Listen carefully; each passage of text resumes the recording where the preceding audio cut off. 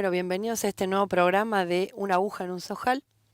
Y vamos La última parte de la entrevista con la doctora Marín. exactamente, donde nos va a hablar acerca de, bueno, siguiendo toda la temática de las semillas, qué es lo que ha pasado con Monsanto en estos últimos años, Y con las empresas con las nacionales, empresas ¿no? nacionales, quién invierte en innovación, quién no. Bueno, Claro, porque parece que esta ley Monsanto, de la que tanto tratamos de ayudarnos y ayudar a que se entienda de qué se trata, esta ley de semillas pro Monsanto, que tiene que ver con pagarles por las innovaciones que ellos vienen haciendo con las semillas. Parece que estas innovaciones tienen 20 años, las últimas innovaciones de Monsanto.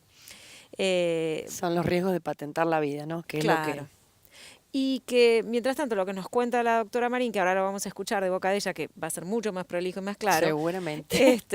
que bueno, que las empresas nacionales que también hacen innovaciones en las semillas, bueno, parece que se están quedando afuera. Y bueno, por eso pasemos Que lo a la explique nota. ella. Lo vemos.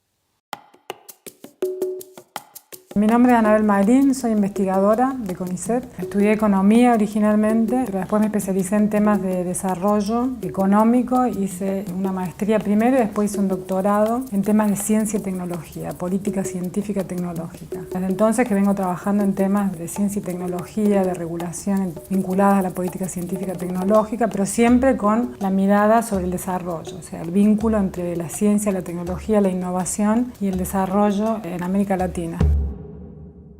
Yo creo que realmente hay una oportunidad de hacer las cosas de una manera, quizás soy optimista, pero realmente creo que se pueden hacer las cosas de otra manera. Creo que sí, que es verdad que estas grandes empresas, de alguna manera, existe como esta sensación de que estas empresas nos tienen como atrapados, pero yo creo que realmente, gran parte del trabajo que yo vengo haciendo en el área de semillas, lo que venimos mostrando es que toda la mejora en productividad que ha habido en el agro en Argentina tiene que ver con las mejoras que se hicieron domésticas y no tienen muy poco que ver con Estas grandes empresas. Sí, sí. Aunque lo que nosotros recibimos al momento de empezar este estudio era un gran número de estudios que decían que todo el cambio había sido, todas las mejoras que hubo, no hablando ya de los daños, sino de las mejoras, porque realmente la productividad del agro argentino aumentó muchísimo en los últimos años. Tenían que ver con la resistencia al glifosato y nosotros empezamos a decir desde hace unos años que no, y nosotros usamos la misma evidencia que ellos usan y estamos diciendo que no, que en realidad tiene que ver con las mejoras que se hicieron en Argentina y además con tecnologías que no son propietarias, con un sistema de propiedad intelectual completamente distinto al que plantean las multinacionales, porque las empresas domésticas lo que hacen es innovar año a año, porque no se agarran de una patente, o sea, la resistencia al glifosato tiene 15 años, 20. No es que la empresa está haciendo innovaciones todos los años. Hace 15 años que vende la misma innovación y ahora introdujo otra. Sí. Además, la misma innovación que vende ya está amortizada porque hay resistencia. Entonces, las pruebas que están haciendo ahora las grandes empresas son resistencias a pesticidas más fuertes que el glifosato. Claro, y a mezclas. Y a mezclas. Con lo cual, ¿cuáles son las grandes innovaciones que están entregando? No están entregando ninguna innovación. Toda la innovación que ha habido ha sido con otro sistema de propiedad intelectual. Y yo creo que ignorar ese hecho y escuchar a las multinacionales en sus demandas va a ser un error histórico de Argentina imperdonable si lo hacen. Sobre todo con un gobierno como este que realmente en otras áreas parece ser un gobierno que está defendiendo mucho más alternativas. Pero en esta área creo que no lo está haciendo para nada. Y vuelvo a la palabra alternativas. Vos estuviste cerca, si vos estuviste, digamos, en investigaciones en Santiago del Estero, en ese interior profundo donde de repente hay movimientos como el Mocase, ¿no es cierto? Sí, sí. Que resisten a cosas que lo hemos pasado así rapidito, pero vos estás hablando, no hablas vos nada más, y esto se lee en los diarios, por poco que lo quieran visibilizar, de que se suben las topadoras arriba de los ranchos donde vive la gente y la gente termina realmente mal. Acá en este interior profundo también se baraja la posibilidad de alternativa agroecológica, de otro tipo. Acá vos estás contando de una gente que se resiste desde el tema de la miel orgánica, sí, que también lo dijiste así a la pasadita, se exporta toda. Sí, bueno, absolutamente. Es muy lamentable eso, ¿no? Sí, bueno, pero ellos dicen que acá no se consume mucha miel en Argentina. Y bueno, y todavía en Argentina lo que es el mercado de orgánicos no. Tenemos el problema de la certificación en Argentina, que es muy cara.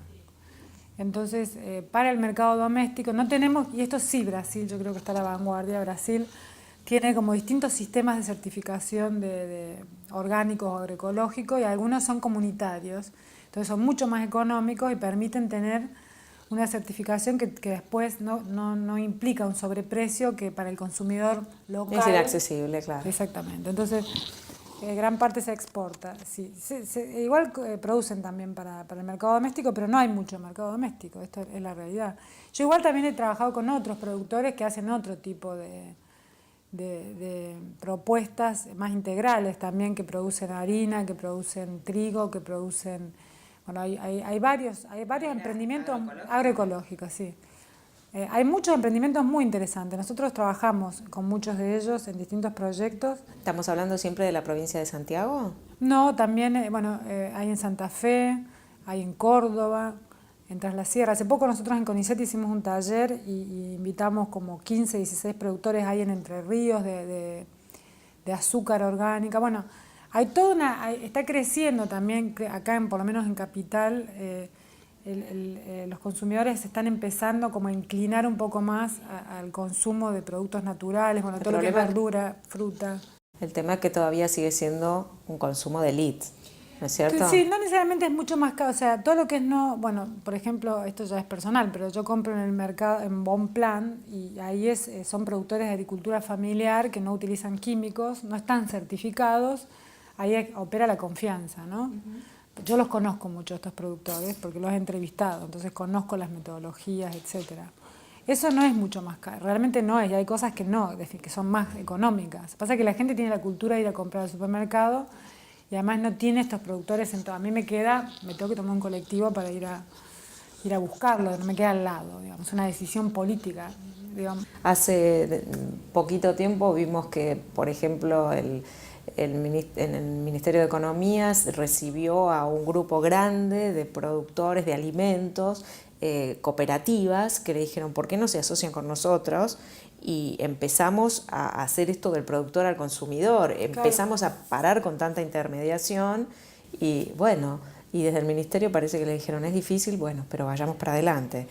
O sea, cosas tan básicas, ¿no? Como terminar con estos 5.000 millones de intermediarios se nos hace finalmente a los consumidores como, bueno, ¿viste?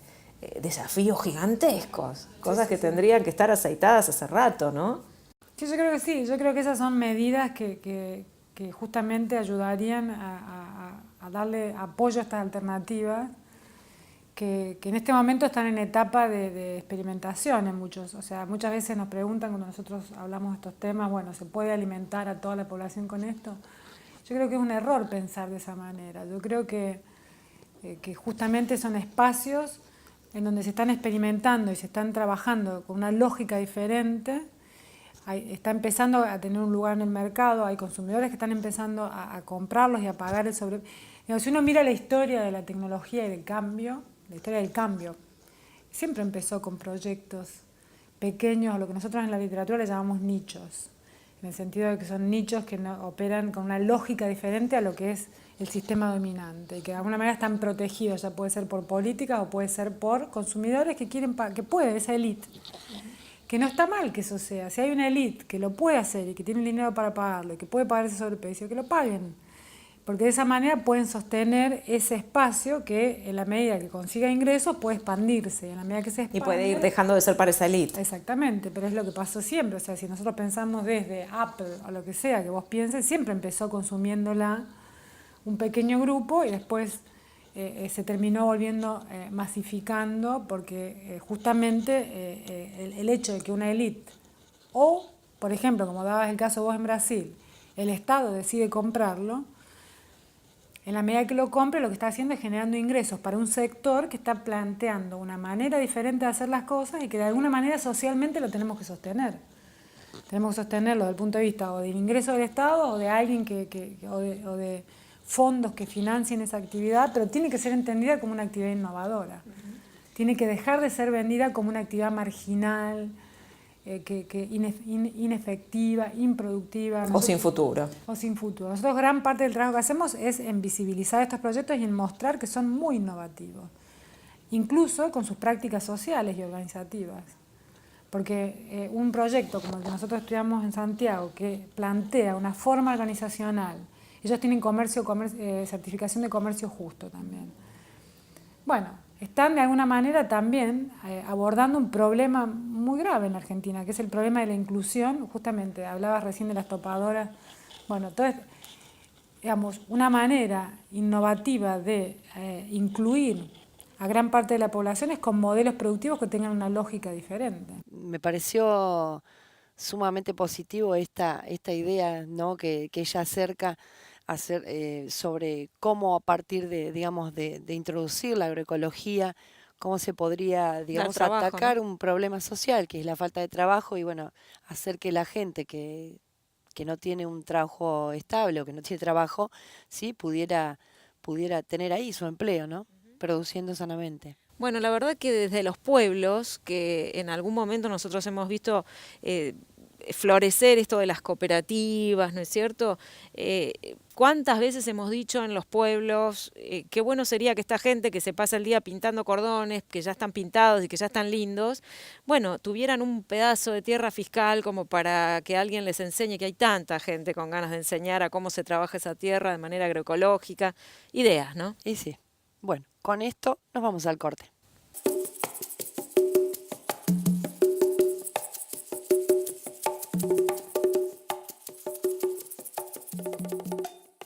Nos reencontramos en este bloque 2 y bueno, continuando con la entrevista, vamos a ver planteos muy interesantes que hace la doctora Marín referidos a qué pasa con la gente que por ahí tiene cierto poder adquisitivo y cómo puede, en vez de optar por el supermercado, optar por mercados alternativos, ¿no? Donde se comercializan estos productos. ¿Lo vemos? Estamos en muchos casos todavía un paso más atrás, que es bueno, que esos grupos que sí tienen por ahí el poder adquisitivo como para empezar a abrir un poco y a desmalezar, que se enteren de lo que están consumiendo en el supermercado, que se enteren de esa diferencia entre Bonplan, el mercado de Bonplan o Iriarte Verde o lo que sea, y lo que van y sacan de la góndola del supermercado. Todavía nos falta eso, Todavía ¿no? nos falta. Bueno, ahí sí yo los invito a ver el video, este video que se llama Desarrollo Sustentable, que nosotros lo hicimos en base a este proyecto. Estamos en tratativas con organizaciones como las cooperativas de supermercados y viendo también de que se acepte el concepto, digamos, que no se va a una negociación comercial clásica, porque también tenemos que respetar, digamos, los costos de producción y el beneficio del productor y la prima también del comercio justo. ¿Qué implica esto? Que muchas veces el precio no es el factor de negocio, sino que es un producto de mayor valor, ¿sí? Y de nuevo, informar al consumidor que ese sobreprecio está llegando a manos del pequeño productor en una organización democrática, transparente, que cuida el medio ambiente, que cuida y se preocupa por el desarrollo local. Si se contamina o se respeta el medio ambiente. Si hay un solo comercializador que se queda con una gran tajada de las ganancias o se trata de una cadena de comercio justo. Esto quiere decir que las cosas pueden ser de otra manera.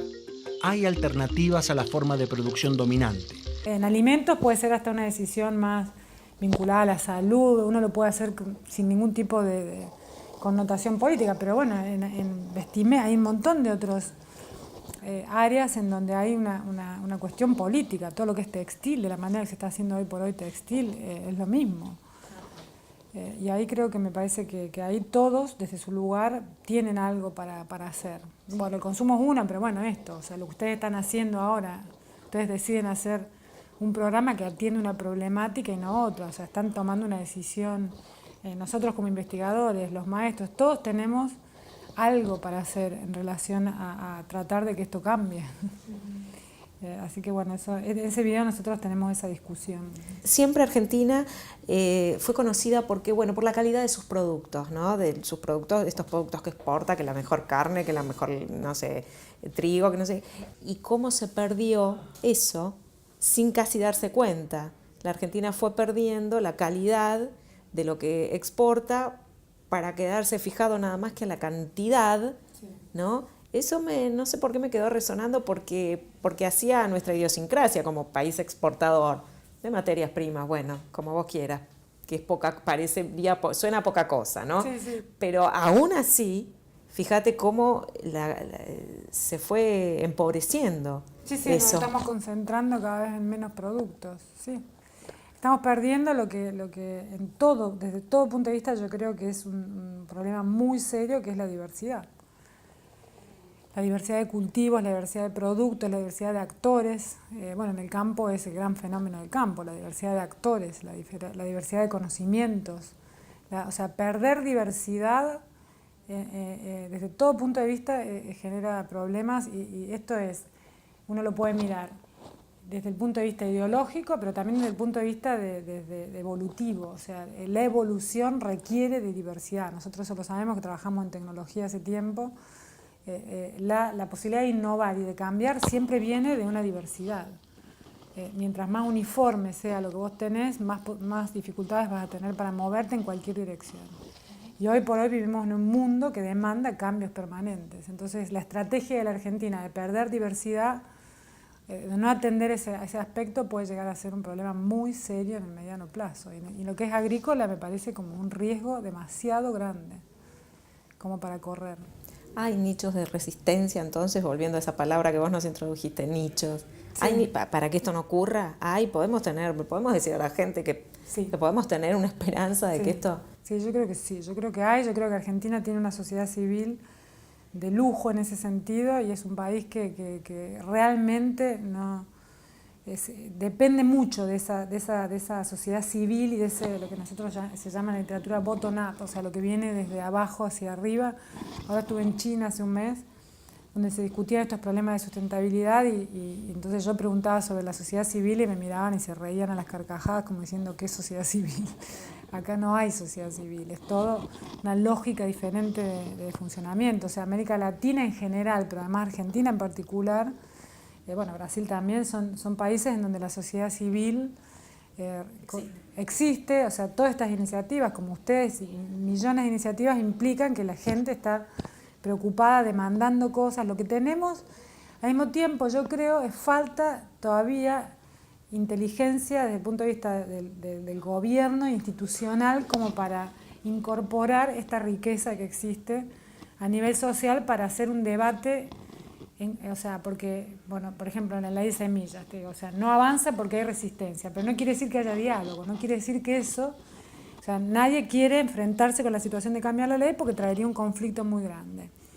Ahora, ¿cómo se soluciona? ¿No haciendo nada? No, yo creo que no, porque no haciendo nada, ahora tenemos este problema de las patentes que se nos vienen encima y no nos soluciona el problema.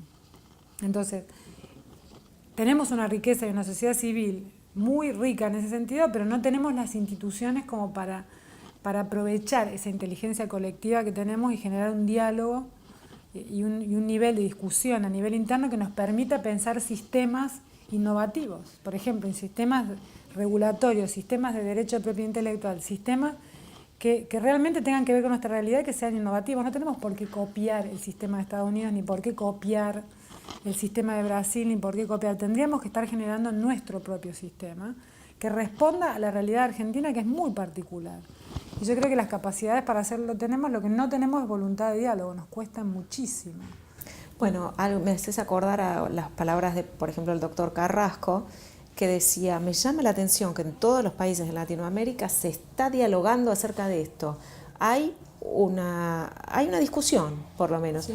Y acá en Argentina está como imposibilitada la instancia de la discusión. Ya no digamos de toma de grandes decisiones, discutámoslo. ¿Por qué no se está discutiendo, no? Eso es algo que llama, por lo menos llama la atención. Sí, no, yo creo que no tenemos las instituciones para hacerlo. Yo creo que una medida de política muy interesante, algo para pensar desde el punto de vista de política muy interesante, es pensar un instrumento, pensar instituciones que sirvan para discutir estas cosas a nivel social, que no las tenemos todavía. Yo revisé de alguna manera las discusiones en lo que estaba vinculado a la ley de semillas y siempre las discusiones eran entre un tipo de actores u otro tipo de actores, pero nunca un poco incorporando la complejidad que realmente tiene el fenómeno y que requeriría. Nosotros hicimos el año pasado un workshop, un taller, yo te puedo mandar material, pero hicimos un taller en donde invitamos a actores de muy diversos, fue todo un desafío, ¿no? Tuvimos que trabajar con facilitadores, obviamente, y fue Pero bueno, la idea era esa, empezar a pensar cómo hacemos para ponernos a discutir estas cosas sin que sea una guerra entre visiones totalmente contrapuestas. No fue una guerra.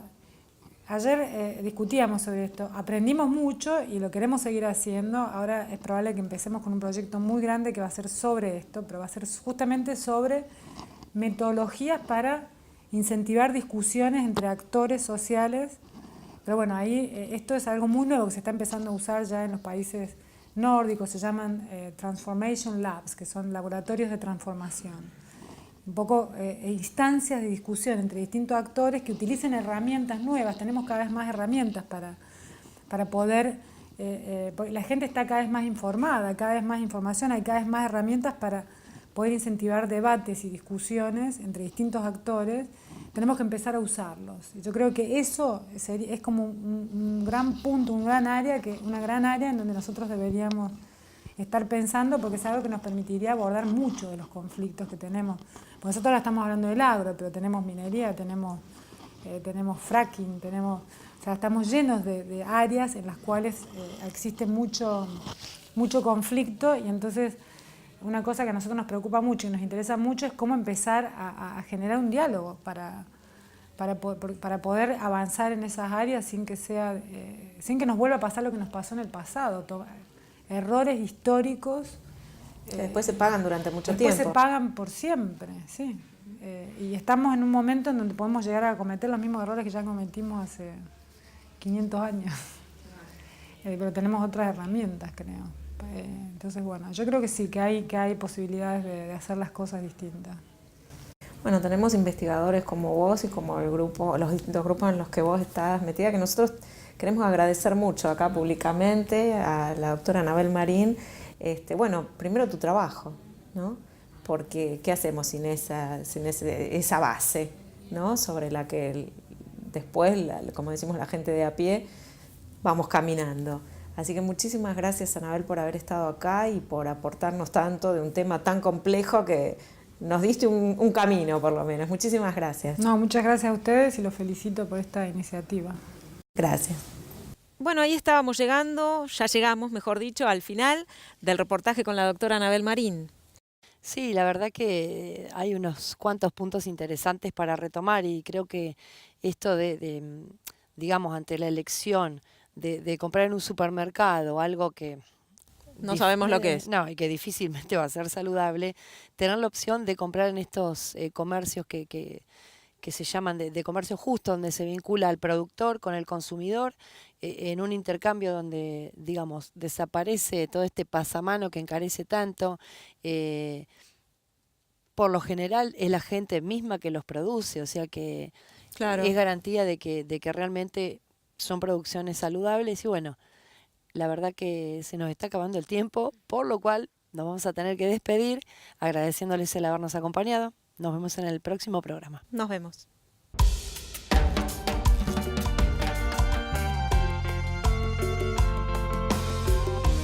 Tanta codicia, tanta condena, tanta impuricia, tantas cadenas. Es nuestra tierra.